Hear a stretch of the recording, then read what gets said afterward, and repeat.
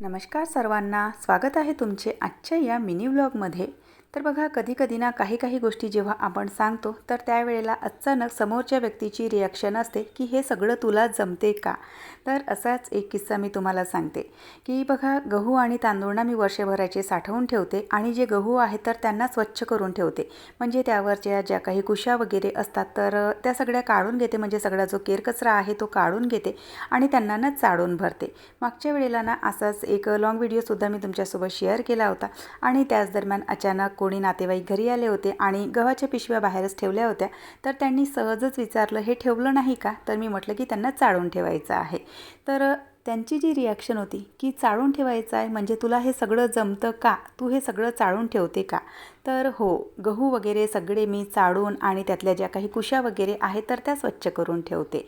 बघा, जेव्हा आपण मार्केटमधनं गहू घेतो ना तर ते अगदी आपल्याला स्वच्छ मिळतात, पण तेच गहू जर आपण घरगुती घेतले तर त्यामध्ये थोडासा केरकचरा असतो। म्हणजे हे जे गहू आहे तर ते मी माझ्या माहेरवरून आणते, तर त्यामध्ये थोडासा केरकचरा असतो, कारण प्रत्येकच वेळेला गहू फिल्टर केलेले नसतात। तर सगळे गहू चाळून घेतले। त्यानंतर यांनी ना ऑफिसवरून येता येता ड्रॅगन फ्रूट आणलेला होता, किट्टूला खूप आवडतो, तर तो तिला कट करून दिला। त्यावर काळा मीठ टाकायचं, त्याच्याने ना खूप छान लागतं। त्यानंतर मग आम्हाला जायचं होतं एका वास्तुपूजनाला रात्रीच्या वेळेला।